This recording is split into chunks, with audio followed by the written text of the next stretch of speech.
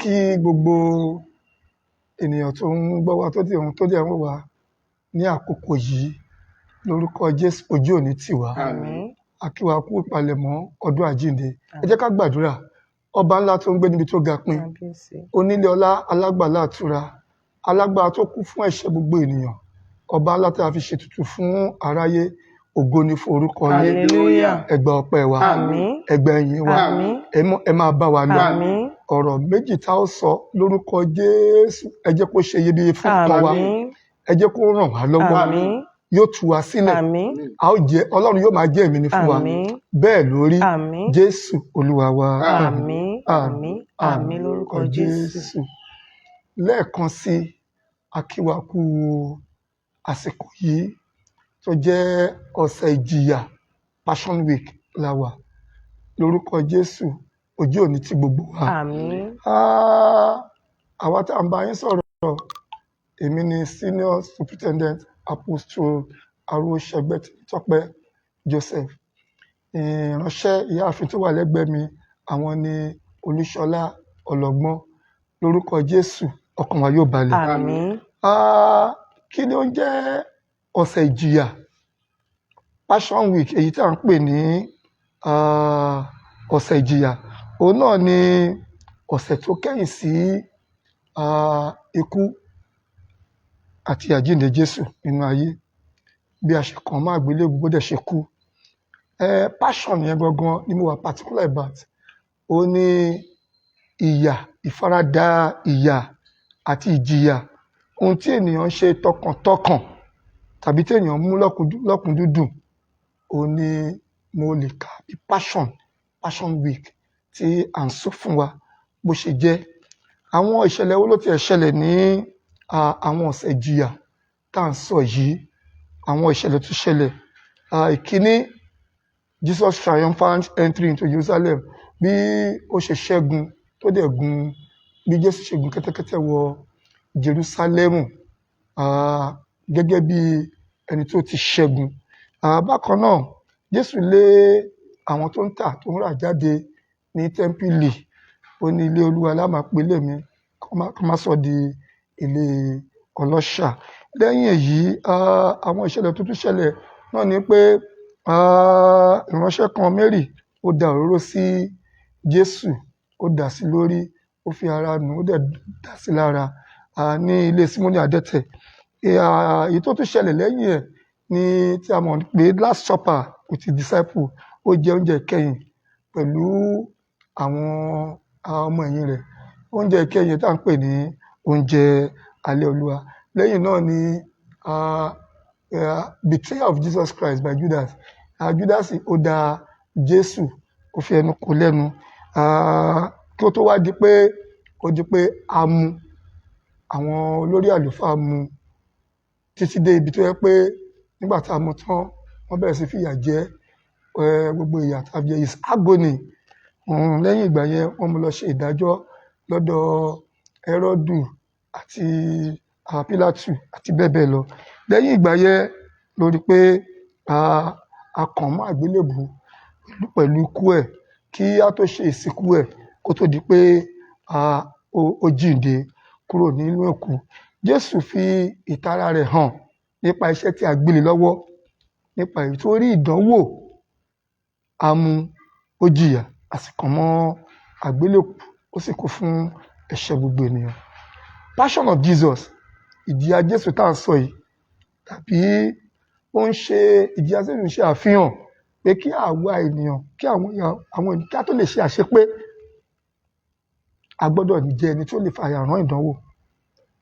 A gbọ́dọ̀ jẹ́ ẹni tó gba nǹkan tọkàntọkàn, tó ní ìgbóná ọkàn àti tara àti ìfaradà sí ohun tí ènìyàn ń ṣe.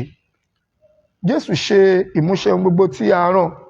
He fulfill all his purpose on earth. Ìyẹn ni pé àwa náà, ó ń kọ́ wa bí a ṣe lè fàyàrán ìdánwò nínú ayé, ká tó lè ṣe àṣeyege ohunkóhun tá a bá fẹ́ ṣe. Ohun tá a bá dẹ̀ ń ṣe, ká ṣe é tọkàntọkàn. Mọ́mì, ẹ bá wa wo ìwé Kólósì yẹn, orí 3. Ẹ jẹ́ ká wo ẹsẹ̀ 23 to 24. Colossians chapter 3 verse 23 to 24 kí ló sọ fún wa? Ohunkóhun tí ẹ̀yin bá ń ṣe, Ohunkóhun tí ẹ̀yin bá ń ẹ ṣe, máa fi tọkàntọkàn ṣe ẹ é máa fi tọkàntọkàn ṣe gẹ́gẹ́ bí Olúwa, gẹ́gẹ́ bí Olúwa, kì í ṣe fún ènìyàn. kì í ṣe fún ènìyàn. Kí ẹ mọ̀ pé Kí ẹ mọ̀ pé lọ́wọ́ Olúwa ni ẹ̀yin ò gba èrè ogún, lọ́wọ́ Olúwa là á gbọ́ èrè ogún náà. nítorí ẹ̀yin ń sin Olúwa Nítorí Kristi. àwa tá à ń sin Olúwa, gbogbo àwa tá à ń gbọ́ wa, ẹ jẹ́ ká fi tọkàntọkàn ṣe ohun tí ibi tí Ọlọ́run bá pè wá sí. Jésù ó ní ìtara sí ohun gbogbo. He has his own passion for his his work. Ibi tá a pè sí yẹn for the gospel tí Ọlọ́run ní kó wá ṣe. Ìdí nìyí tàbí ní kó wáyé kó wá kú fún wa. Ó dẹ̀ ṣe gbogbo pẹ̀lú gbogbo ìtara tó ṣiṣẹ́, ó dẹ̀ yege. Àwa náà ń pè wá sí ọ̀sẹ̀ yìí tá à ń pè ní Passion Week. Ohun tó ń sọ fún wa náà ni pé káwa náà ká dù láti ṣiṣẹ́. Àwa tá a wà ní Kristi, ẹ jẹ́ á ṣiṣẹ́ fún Olúwa. Ẹ jẹ́ ká ṣiṣẹ́ ká gbogbo ibi tí Ọlọ́run pè wá sí níbikíbi tá a bá wà. Ẹ jẹ́ ká ṣe kí ni o? Ká ṣe tọkàntọkàn. Every spheres of life tá a bá wà, ibi tí Ọlọ́run bá pè wá sí, ẹ jẹ́ ká ṣiṣẹ́ yẹn, ká mú lọ́kùnrin ká lè ṣe tọkàntọkàn. Ẹ jẹ́ ká wo ìwé Romans yẹn náà chapter 12, ìwé Rome orí 12 verse 11 to 12. Ó sọ nǹkan fún wa. Romans chapter 12 verse 11 to 12. Ní ti iṣẹ́ ṣíṣe, Ní ti iṣẹ́ ṣíṣe, ẹ má ṣe ọ̀lẹ, ẹ má jẹ́ ká ṣọ̀lẹ. ẹ máa ní ìgbóná ọkàn, Ẹ jẹ́ ká ní gbogbo nǹkan tí Ọlọ́run bá pè wá, ẹ jẹ́ ká ní ìgbóná ẹ ọkàn. máa sin Olúwa, Ẹ máa sin Olúwa. ẹ máa yọ̀ ní ìrètí, Ẹ máa yọ̀ ní ìrètí. ẹ máa mú sùúrù nínú Ẹ ìpọ́njú, jẹ́ á máa mú sùúrù nínú ẹ máa ìpọ́njú. dúró gangan nínú Ẹ àdúrà. jẹ́ ká dúró gangan nínú àdúrà. Gbogbo nǹkan tí Ọlọ́run pè wá sí nìyẹn. Ẹ jẹ́ ká dúró gangan nínú àdúrà.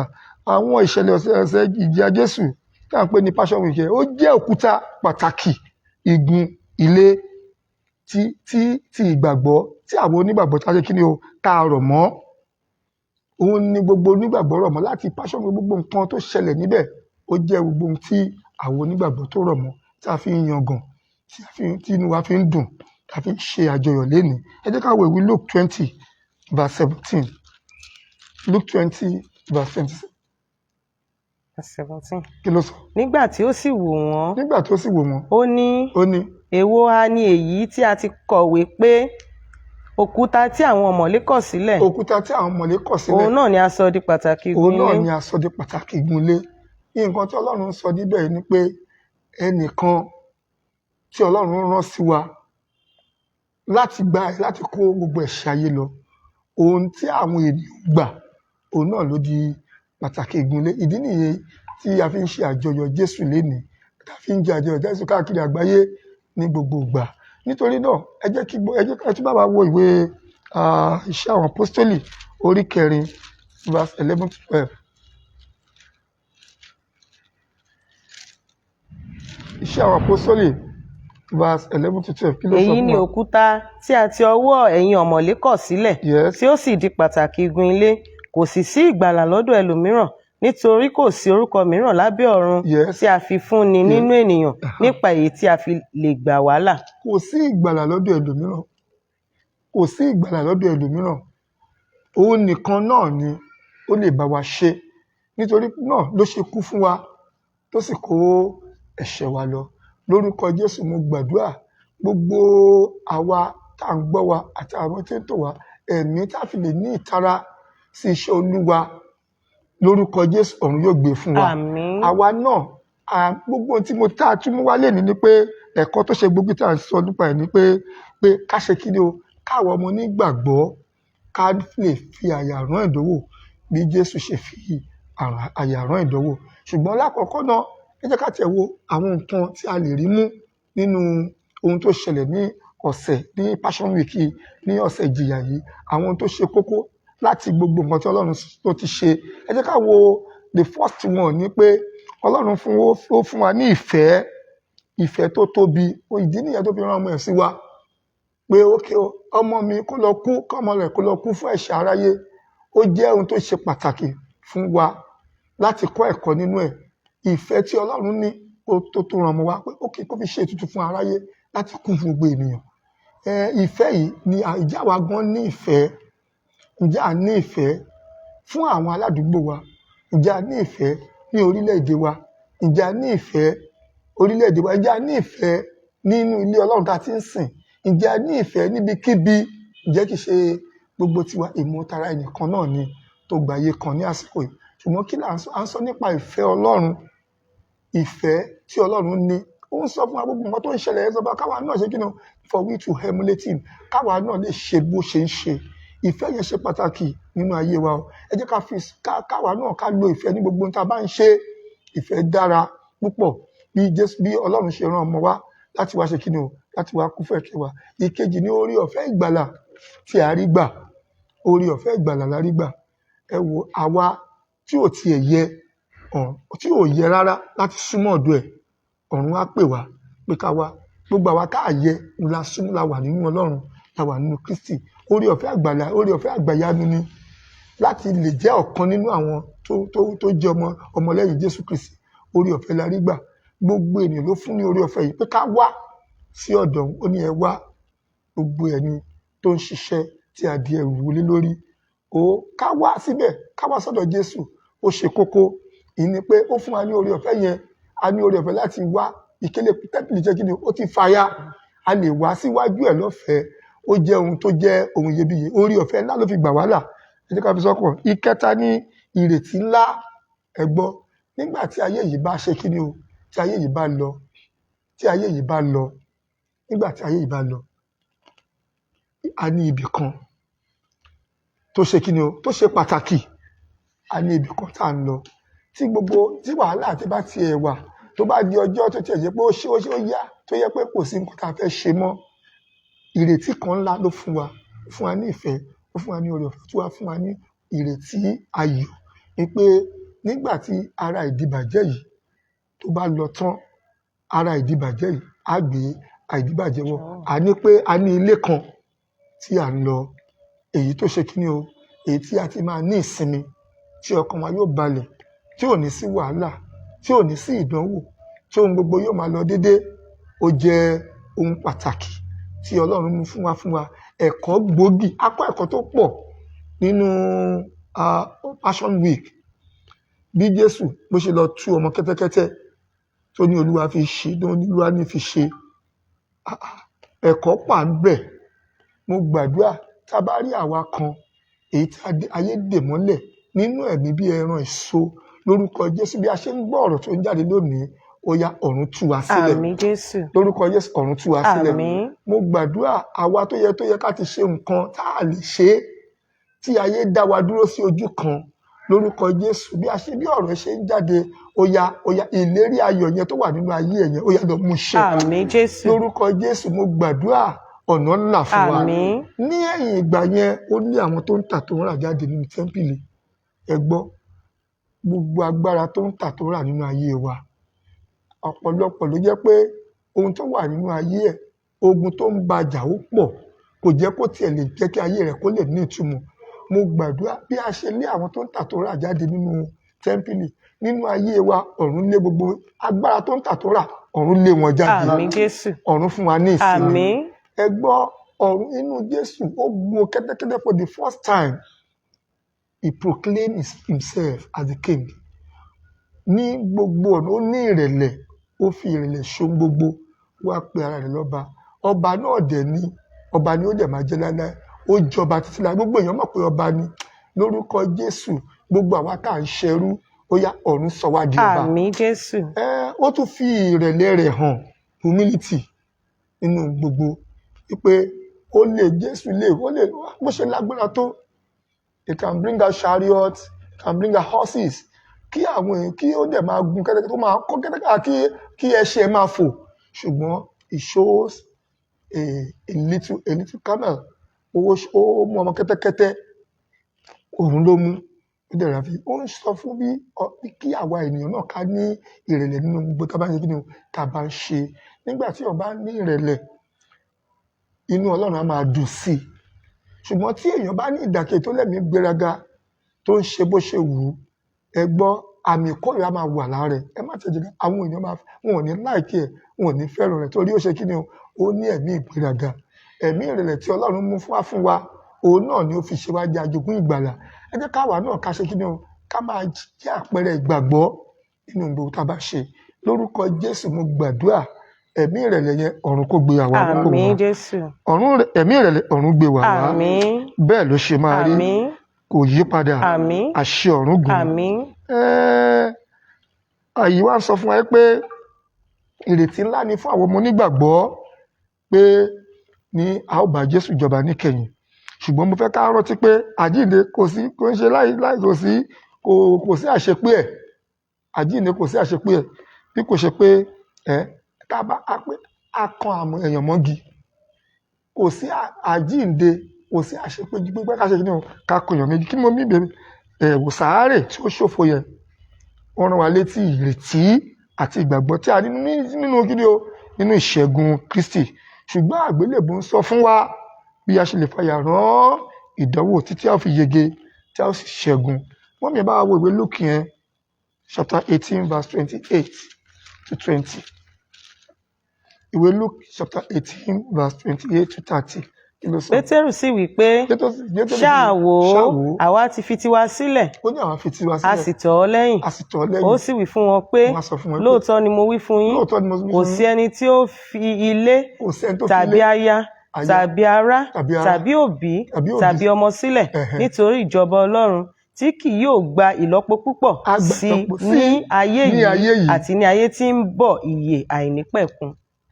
Ṣé tí èèyàn bá ti ní Jésù tó dẹ̀ fi ohun gbogbo fún Ọlọ́run, tó ń fàyà rán ìdánwò, tó dẹ̀ mọ Jésù. Àwọn nǹkan tí Pétérù sọ yẹn àti Jésù sọ fún Pétérù pé a máa ní ìlọ́pọ̀lọpọ̀ ohun tó jẹ́ ti ayé ìyà títì ní ọ̀run, ohun gbogbo máa jẹ́ ìrọ̀rùn fún wa. Ẹ jẹ́ ká dùn láti ní Jésù Kristi kí a fàyà rán ìdánwò. Iṣẹ́ rí àsìkò tá tí ẹ wà yìí, wàhálà pọ̀, ohun gbogbo le, ṣùgbọ́n torí pé mo ti ẹ̀jẹ̀ ọmọlẹ́yìn Jésù Kristi, kò yẹ kí ẹgbẹ́ mo ní kò yẹ kó tiẹ̀ pé kí n tiẹ̀ kò yẹ kí n rí wàhálà, kò yẹ kí n ní àwọn ohun tó jẹ́ challenges, pé kò yẹ kí n tiẹ̀ ní. Ṣùgbọ́n Jésù sọ pé àní rí ìdánwò, ó ní ká ṣe kí ni o, ó ní ká tújú ká, ó ní àti ṣẹ́gun ayé. Ẹ jẹ́ ká ní àsìkò yìí, mo kàn ń rọ̀ wá gbogbo ètò ká ní ìfàyàrán, ká farada gbogbo ìdánwò tó bá wá síwájú wa, torí pé ilé ayé yìí á ní ìdánwò, ṣùgbọ́n ká ṣe kí ni o, ká tújú ká, torí pé àti di aṣẹ́gun. Ẹ wò Jésù fúnra rẹ̀, ó rí ìdánwò tó pọ̀, òun lárí when you look even watch the passion movie yẹn, Jesus passion movie, tá bá wò á rí pé àwa ẹni tó bá jẹ́ ọmọ Ọlọ́run tuntun, omi jájábọ́, torí bọ́ ṣe lù ú, gbogbo ẹ̀ ṣe gbogbo nǹkan yẹn, síbẹ̀ ó fi àyà rán ọ̀dọ̀ láti kí ni o, láti lè ṣe àṣepé àwọn ohun tí ọ̀run ní kó wá ṣe. Ǹjẹ́ ìwọ náà lè fàyà rán ìdánwò láàrin ọkọ sáya, láàrin aya sọ́kọ, láàrin ilé, láàrin ọ̀rẹ́, láàrin ìjọ, láàrin ìdílé, láàrin ayé yìí gangan? Ẹ jẹ́ ká ní ìgbẹ́kẹ̀lé ní Ọlọ́run, ká fàyà rán ìdánwò. Jésù fàyà rán ìdánwò, ó sì yege. Ǹjẹ́ àwa náà fàyà? Tẹ́ bá mi wo ìwé Luke yẹn, chapter 22 verse 28 to 30. Luke 22 verse 28 to 30. A ó rí pé Jésù fúnra rẹ̀ ó ṣe kí ni o, ó sọkún, àwọn èèyàn sọkún nígbà tí wọ́n rí. Àwọn obìnrin sọ, kí ló sọ mọ́ mi? Ẹ̀yin ni àwọn tí ó ti dúró tì mí nínú ìdánwò mi. Ó ń sọ fún wọn pé àwọn yes. Mo sì yan ìjọba fún yín. Mo yan ìjọba fún yín. Gẹ́gẹ́ bí bàbá mi ti yàn fún mi. Yes. Kí ẹ̀yin kí ó lè máa jẹ, kí ẹ̀yin kí ó sì lè máa mu lórí tábìlì mi ní ìjọba mi. Yes. Kí ẹ̀yin kí ó lè jókòó lórí ìtẹ́. Yes. Àti kí ẹ̀yin kí ó lè máa ṣe ìdájọ́ fún àwọn ẹ̀yà Ísírẹ́lì méjìlá. Fún àwọn tó dúró ti Kristi, tí ó ṣe pé torí pé ìdánwò, ó ṣe kí ni o, ó sá lọ, ó bẹ̀rẹ̀ sí wẹ̀yìn. Ẹlòmíì ìdánwò á jẹ́ kó bọ́ sí ìkẹkùn Sátánì. Ẹlòmíì nítorí ìdánwò ó ń wá Ọlọ́run mìíràn lọ. Ẹlòmíì nítorí ìdánwò ó bọ́ sínú ayé, ó darapọ̀ mọ́ ayé. Ẹlòmíì nítorí ìdánwò ó ti di nǹkan míì, ó ń sáré káàkiri, ó ń bọ́ láti ibìkan sí ibìkan, ilé aláwo kan sí ilé oníṣègùn. Ẹ gbọ́, àwọn tá à ń sáré tọ̀ yẹn náà, Olúwa, kò sí báyìí bẹ́ẹ̀ ṣe, Ọlọ́run ló dá wọn. Ẹni tó dẹ̀ ní ohun gbogbo ní ìkáwọ́ ní agbára ju gbogbo ènìyàn lọ. Òun la ká tẹ̀lé, ó ní ká súnmọ́. Tí wọ́n bá dúró tiri nínú ìdánwò tó dẹ̀ ń pe Kristi, tó dẹ̀ ń gbàdúrà, á bọ́ nínú ìdánwò náà. Ẹ̀yin èèyàn Ọlọ́run, ó ń sọ fún wọn níbẹ̀ yẹn pé àwọn tó bá dúró, òun ni ó jege o. Jésù dúró o, ó ìdí nìyẹn tó fi ṣẹ́gun, ìdí nìyẹn fi ń porúkọ Jésù káàkiri àgbáyé, ìdí nìyẹn tó dẹ̀ fi ń jẹ́ fún àwọn ọmọ Ọlọ́run, torí pé ohun tí a ní kó wá ṣe yẹn ó ṣe é, ó fàyà rán ìdánwò, ó fàyà rán ìjìyà, ó dẹ̀ jọba níkẹyìn.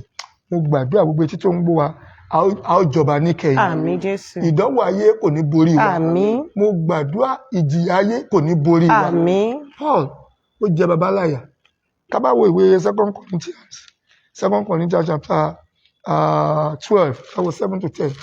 Paul ó jẹ ìyà, ṣùgbọ́n ó ní nínú àìlera yẹn, nínú ìyà yẹn lòun di alágbára. Yes, kí ló sọ mọ́ mi? Àti nítorí ọ̀pọ̀lọpọ̀ ìṣípayá, Yes. kí èmi kí ó lè máa bá a gbé kí èmi kí ó máa bá a gbé ara mi garé kọjá. Yes. A sì ti fi ẹ̀gún kan sí mi lára, A fi ẹ̀gún sí lára ìránṣẹ́ Sátánì láti pọ́n mi lójú, láti máa pọ́n lójú. kí èmi kí ó má bá a gbéraga ré kọjá. Kó má bàa gbéraga kọjá. Nítorí nǹkan yìí ni mo ṣe bẹ Olúwa nígbà mẹ́ta pé Yes. kí ó lè kúrò lára mi. Yes. Òun sì wí fún mi pé oore ọ̀fẹ́ mi tó fún Ó tó ọ, fún ọ, yes. nítorí pé a sọ agbára mi di pípé nínú àìlera. Nínú àìlera yẹn láti sọ, Nítorí yes, náà yes. tayọ̀tayọ̀ ni èmi ò kúkú máa ṣògo nínú àìlera mi, Yes. kí agbára Kristi kí ó lè máa gbé inú mi.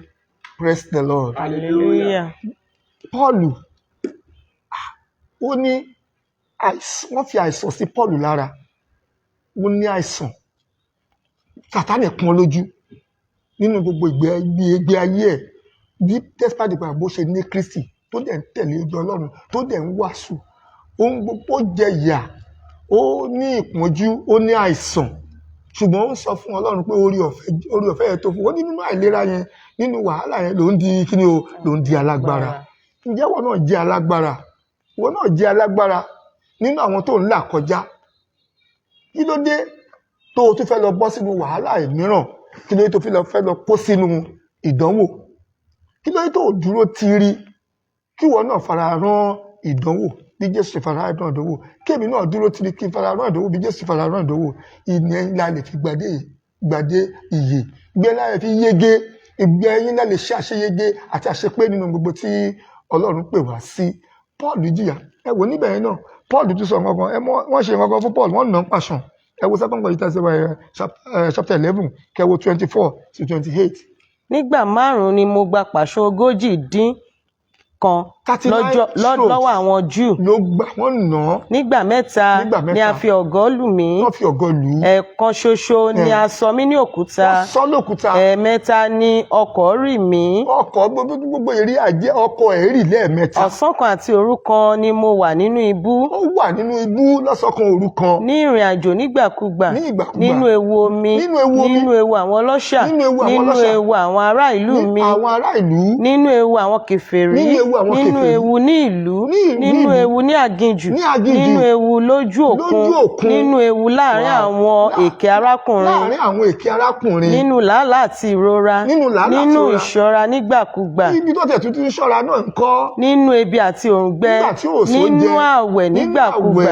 Nínú òtútù àti ìhòòhò. Pẹ̀lú nǹkan wọn ni tí ó wà lóde. Àti gbogbo nǹkan tó wà lóde. Èyí tí ń wọ́jọ tì mí lójoojúmọ́. Tó wọ́jọ tì. Àníyàn gbogbo ìjọ. Àníyàn gbogbo ìjọ. Bẹ́ẹ̀ náà ló ṣe rí fún ìwọ náà. Ọlọ́run mọ ìlàkàkà rẹ, ó mọ ohun tó ń là kọjá. Ó mọ̀ bí ayé ṣe ń fìyà jẹ. Ó mọ̀ pé ohun tó ń là kọjá, ó mọ ìlàkọjá rẹ yẹn. Ṣùgbọ́n mo mọ̀ pé bí Olúwa ti bẹ, bí ẹ̀mí rẹ̀ ti wà láàyè, gbogbo ẹ̀yin tẹ́ ń gbọ́ wa àti ẹ̀yin tẹ́ ń wò wá, gbogbo ìlàkọjá yẹn lórúkọ Jésù, ọ̀run la ibẹ̀ náà kọjá fún ẹ. Àmín Jésù. Lórúkọ Jésù wàá dẹ̀ rí ìtura fún ọkàn rẹ. Àmín. Gbogbo ìṣòro tó rè pé kò lè ṣeé ṣe yẹn, lórúkọ Jésù mo gbàdúrà ò ní rí ìṣòro náà mọ́. Àmín Jésù. Kí là ń sọ lénìí? À ń sọ bó pípọ̀ ṣe sọ gbogbo ìlàkàkà ẹ̀, bó ṣe wà lórí omi, bó ṣe wà lórí ilẹ̀, gbogbo wàhálà tó rí láàárín àwọn ènìyàn, bí àwọn èèyàn ṣe sí, gbogbo nǹkan tó ṣẹlẹ̀ sí nínú òtútù, bí ó ṣe jẹun, bí ó ṣe rí jẹ, bí ó ṣe rí mu, gbogbo ìgbà bẹ́ẹ̀ náà nìwọ náà, bẹ́ẹ̀ náà lèmi náà. Lórúkọ gbogbo ups and down is very much with people in this particular time. We know what people are going through. People are going through a lot of hell. We know that, but with God, with Jesus, all things are possible. Ọlọ́run Jésù yìí lè ṣe ohun gbogbo nínú ohun gbogbo fún wa. Ẹ jẹ́ ká dúró tì í, ẹ jẹ́ ká tẹ̀lé. Ìdí nìyí la fi ń ṣe àjọyọ̀ ẹ̀ ní àsìkò yìí. ó sì ṣẹ́gun ó sì yege. Orúkọ yẹn dẹ̀ jẹ́ orúkọ tí ó ní kò sí orúkọ mìíràn tá a fún lábẹ́ ọ̀run bí kò ṣe orúkọ kí ni o, orúkọ Jésù Kristi. Ó ní gbígbọ́ orúkọ yẹn, ó ní gbígbọ́ orúkọ yẹn gbogbo ẹkún ṣe ni kó wólẹ̀.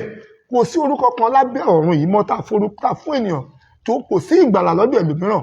Ìdí ni tá bá ti dì í mú gbogbo ìṣòro ẹ̀ kó ìṣòro ẹ̀ yẹn kó lé Jésù lọ́wọ́. Ìwé mímọ́ wa kan ó ní kiss Jesus, ó ní nínú Sáàmù ó ní ká fi ẹnu kò lẹ́nu. Wọ́n náà fẹnu kò Jésù lẹ́nu.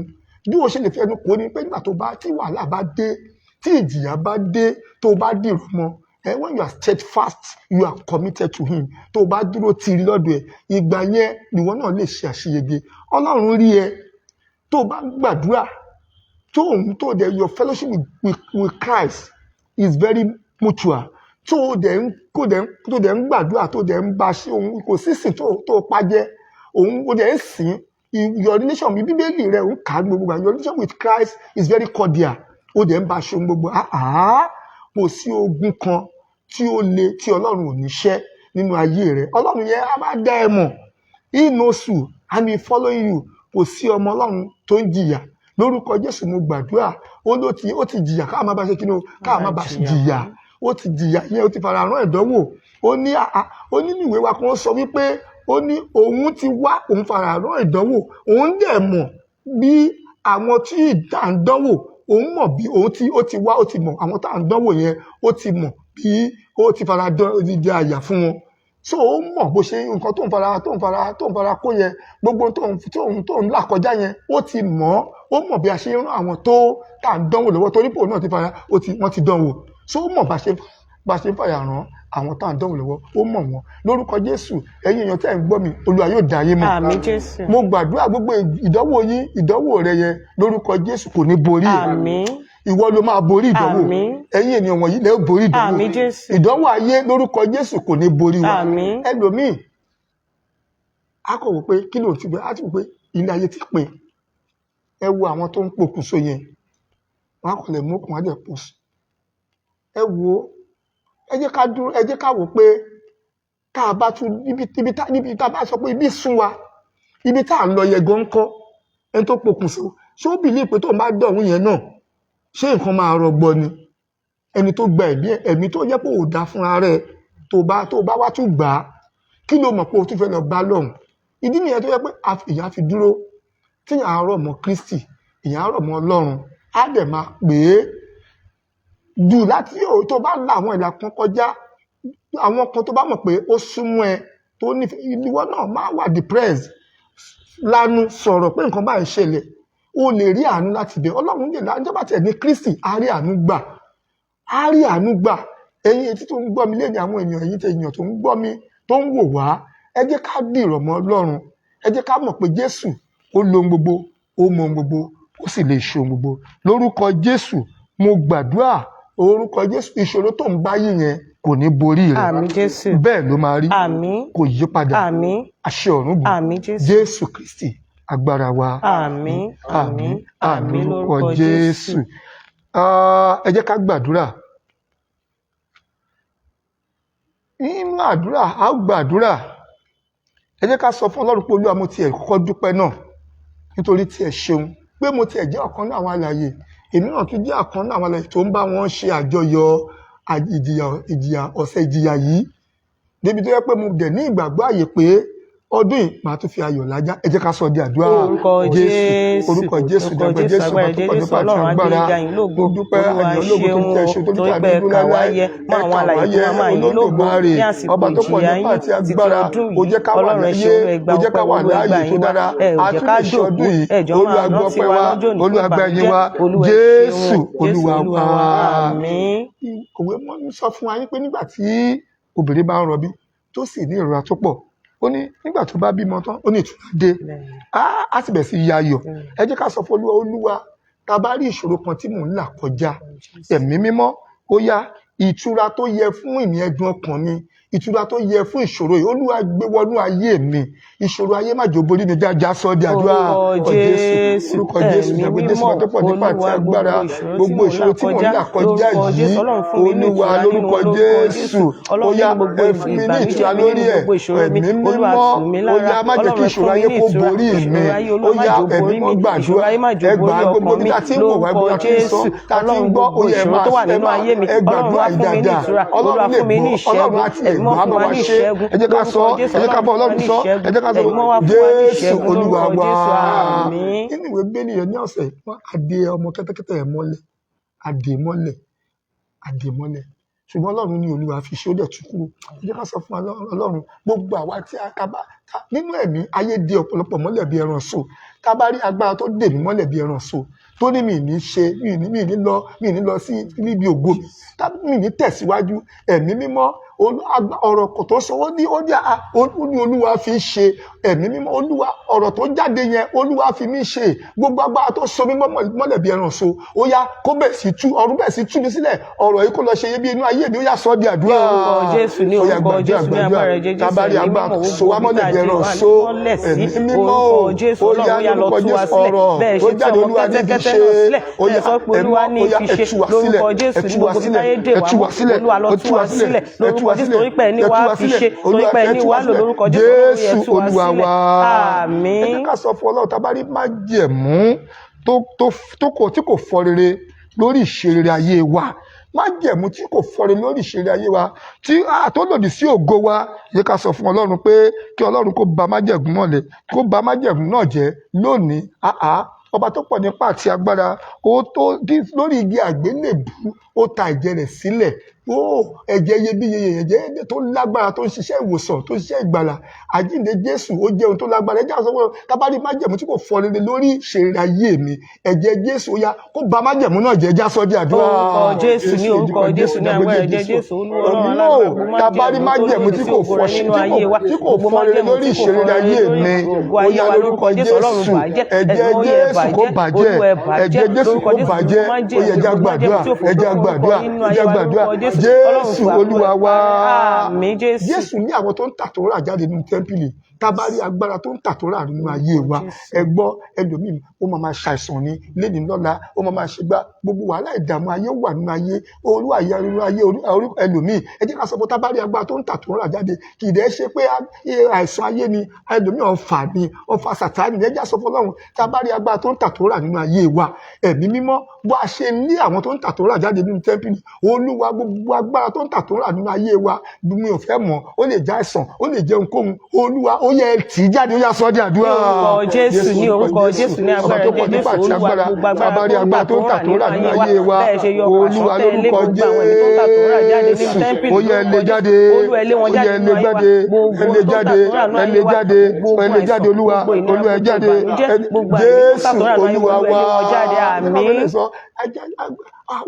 nígbà tí Jésù bẹ̀rẹ̀ sí gbé àgbélébùú yẹn akọ̀run ẹnìkan kọ̀ dìde òun náà ni Símónì ará Kírénè ó bá gbé àgbélébùú yẹn ẹ jẹ́ ká sọ fún Ọlọ́run gbogbo ibi tí mo ti ní ìrànlọ́wọ́ olùrànlọ́wọ́ lè ní ó yá pé olùrànlọ́wọ́ fún mi tí ó ràn mí lọ́wọ́ láti bá mi gbé àgbélébùú mi gbogbo ibi tí ìṣòro yìí tí bàtà yìí ti ń ta mí lẹ́sẹ̀ ẹni tí ó ràn mí lọ́wọ́ tí ìṣòro yìí ó fi lọ olúwa ẹran sí ẹja sọ di àdúrà orúkọ Jésù ní orúkọ Jésù ní agbára ẹ̀jẹ̀ Jésù olúwa Ọlọ́run alágbára gbogbo ibi tá a ti nílò ìrànlọ́wọ́ rẹ lórúkọ Jésù Ọlọ́run dìde ìrànlọ́wọ́ wa orúkọ Jésù ẹ̀yin ìrànlọ́wọ́ aláìní olúwa ẹ ràn wá lọ́wọ́ ní gbogbo ọ̀nà Ọlọ́run ràn wá lọ́wọ́ a nílò ìrànlọ́wọ́ rẹ Jésù Kristi ọmọ Ọlọ́run olúwa wa ràn wá lọ́wọ́ lórúkọ Jésù àmín.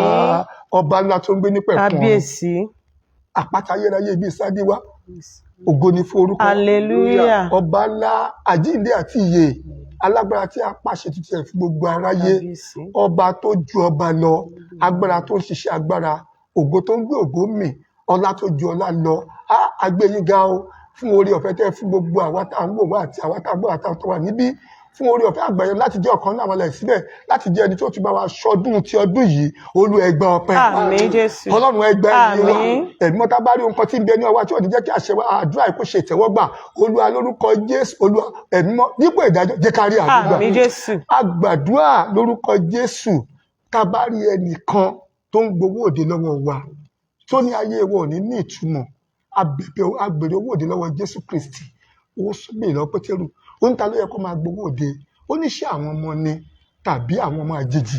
Pétérù ní àá, ó ní àwọn ọmọ àjèjì ní yẹ kó máa gbowó òde lọ́wọ́ ẹ̀. Mo gbàdúrà, ó ní tó bá Jésù ní tó bá gbé, ó ní àwọn ọmọ bọ́. Gbogbo ẹ̀yin tẹ́ wà nínú ìṣòro tí ayé ń ṣe tí ó ti jẹ́ kí ayé rẹ̀ kó ní ìtumọ̀, mo gbàdúrà agbára tí ń gbowó òde lọ́wọ́ rẹ̀ yẹn lórúkọ Jésù òṣìwọ̀ṣẹ́. Ọ̀rọ̀ tó sọ, ó ní àwọn ọmọ bọ́. Ẹ̀yin ènìyàn yìí tẹ́ ń gbọ́ mi, tẹ́ ń wò, ó yá ẹ bọ́ nínú wàhálà. Mo gbàdúrà ìṣẹ̀lẹ̀ mẹ́rin ṣẹlẹ̀ nígbà tí Jésù kú, tí a gbà á lọ sọ́run. Òkùnkùn ṣúbolẹ̀. Èyí ni pé Ọlọ́run lágbára lórí òkùnkùn, ó sì lágbára lórí ìmọ́lẹ̀. Tó bá rí bẹ́ẹ̀, gbogbo ẹ̀yin tẹ́ ń gbọ́ mi àti ẹni tó ń gbọ́ mi àti ẹni tó ń wò mí, tá a bá rí ẹnikẹ́ni tí òkùnkùn bẹ ní ayé rẹ̀, tí òkùnkùn wàhálà ni, ìdààmú ní òkùnkùn, ìjìyà ní òkùnkùn, ìpọ́njú ní òkùnkùn jù, àmúbọ́ àṣeèrí àléèbá àfà tó ní òkùnkùn, mo gbàdúrà lórúkọ ọba tó ní agbára lórí òkùnkùn, ó tẹ̀lé òkùnkùn bá.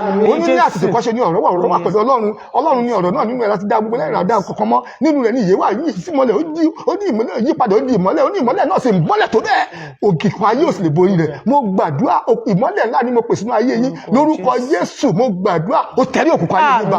Mo gbàdúrà ìjì ó ṣẹlẹ̀ nígbà tí Jésù kú.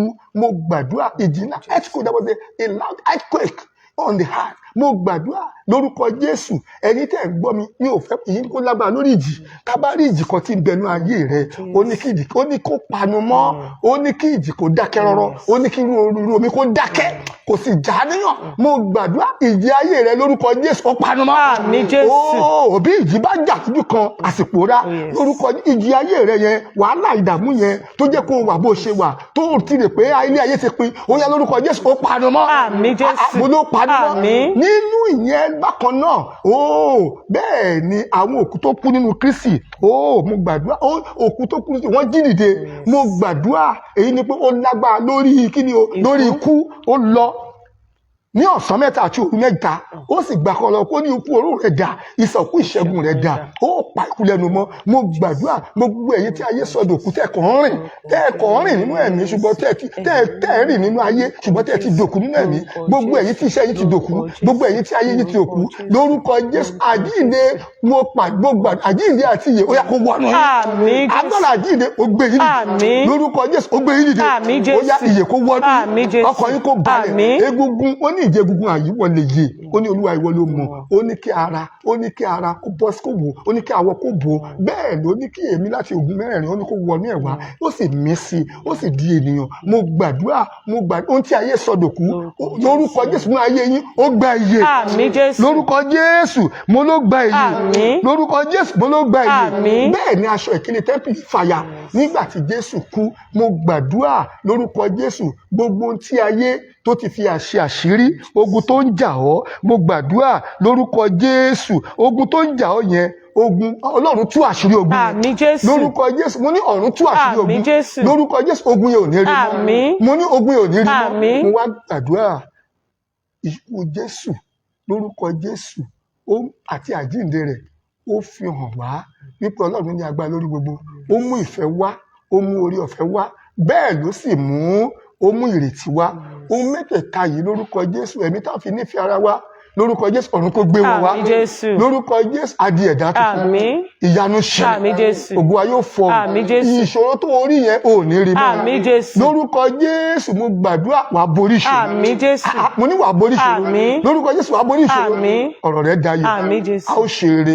Tó bá nígbà tí àsìkò yìí bá tún máa wáyé ní ọdún tó ń bọ̀, lórúkọ Jésù wàá ti sanra lára, wàá ti sanra lẹ́nu, ọkàn rẹ yóò ti balẹ̀, ìṣòro yóò ní rí mọ́. Bẹ́ẹ̀ lórí, kò yí padà, àṣẹ ọ̀run bù. Jésù Kristi agbára wa. Àmín, àmín, àmín lórúkọ Jésù. Oh, praise the Lord. Hallelujah. Orúkọ mi ni Senior Superintendent Apostle Tèmítọ́pẹ́ Aróṣẹgbẹ́. Bẹ́ẹ̀ ni ìyáàfin tó wà ní ọ̀dọ̀ mi ni à ń pè ní ìyáàfin Olúṣọlá Ọlọ́gbọ́n. Lórúkọ Jésù, mo gbàdúrà pé ọ̀run yóò bá wa rìnrìn àjò wa. Àmín Jésù. Ọkàn ayé dẹ̀ bá wa. Bẹ́ẹ̀ ló máa rí. Àmín. Jésù Olúwa wa. Àmín, àmín, àmín lórúkọ Jésù.